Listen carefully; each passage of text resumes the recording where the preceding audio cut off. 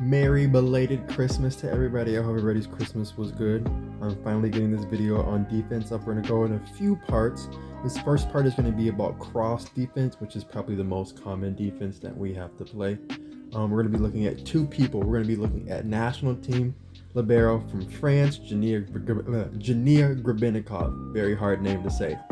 And then we're also going to be looking at former Texas volleyball libero and now Team USA libero Zoe Fleck on the women's side, and we're going to be looking at both of their cross defense techniques.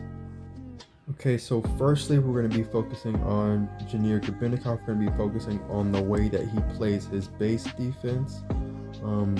We're going to take a look and see firstly that his base is right behind these pin blockers, and he is always turned slightly in on his base. He's going to be moving to one of usually either 3 or 4 positions. We have line, we have our deep perimeter defense over here, we have our short perimeter defense here. We'll call that 4, we're going to call 3 right here. So he's going to be moving to one of these 3, 4, depending on how you look at it, positions to try and play defense.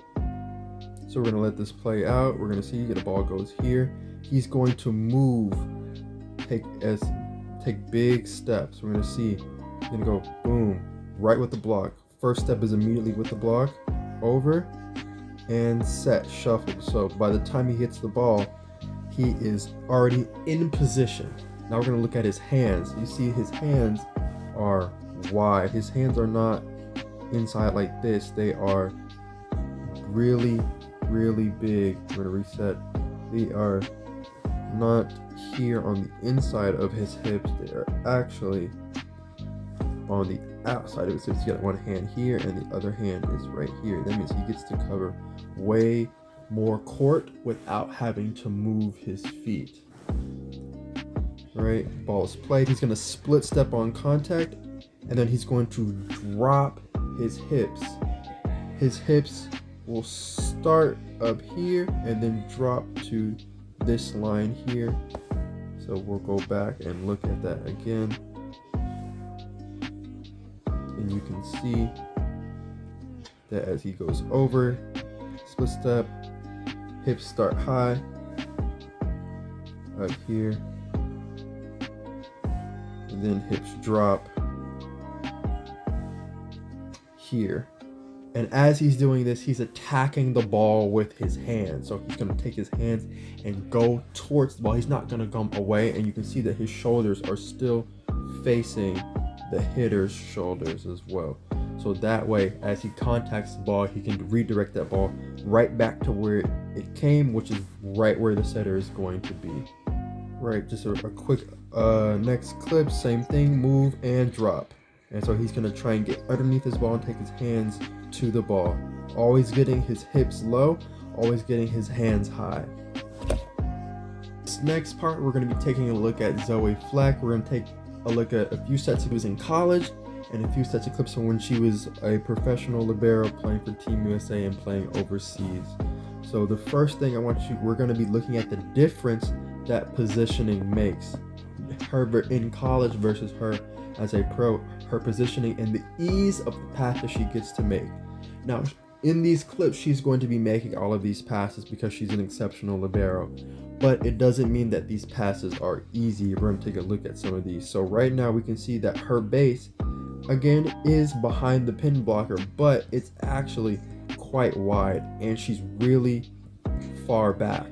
So she has to move and take a whole bunch of steps. 1, 2, 3. She took 3 steps total.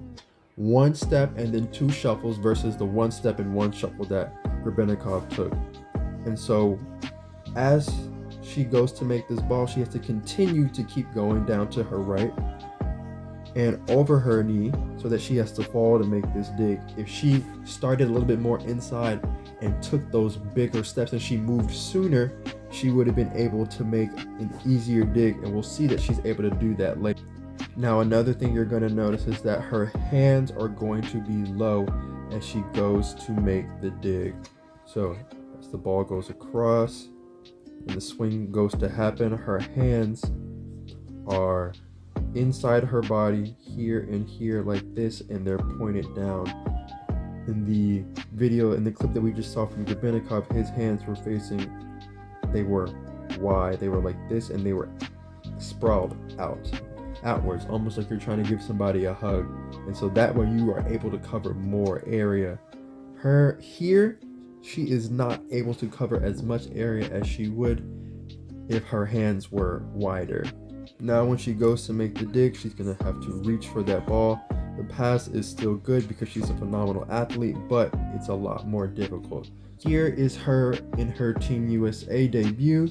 She is playing against the Dominican Republic, and we can see that as she goes to start, her base is a little bit more inside now, as we can see. Initially she was lining up here, now she's about here. It's about a foot difference. And if you watch her steps, she's already turned in a little bit, and so when she has to drop to make her cross, it's not that big of an angle. That's her now. What it used to look like before is because she was square to the net, she started here and then had to drop all the way back here. That is way bigger of an angle. Way bigger of an angle that needs to be made. That's more time that needs to be taken to get to the spot, and that's more time for that ball to beat us. Now you can also see as she goes to turn, her hands are going to stay high, and her hands are going to be wider. Now Zoe has always played kind of inside of her body, but you can see her arms here are bent like this, and they are still outside of her shoulders now. Now as she goes to make the dig, she is in much better position and is able to make the dig way easier. Still a phenomenal play, but that ball is in a much better location. Now we see it here again. One step. She takes one step to get into position, has squared her shoulders to the hitter, and when that swing comes, now she is in the perfect position. This is when we talk about making an easy pass versus a hard pass. It doesn't mean we're not good, or it doesn't mean we're not skilled. It means we're making our lives easier. And here we can see a very easy pass to make. Watch that one more time. Turn, boom, ball basically hits her and pass. She passed the ball before she even turned her shoulders because her positioning was so good. All right, next series of videos is going to be about line defense and about middle defense, defending against middle attacks and the big attack. All right, so any questions, just reach out to me. This is my first time making videos like this, so cut me some slack. They'll get better over time, but we'll start here with this, and hopefully these will help you guys get better.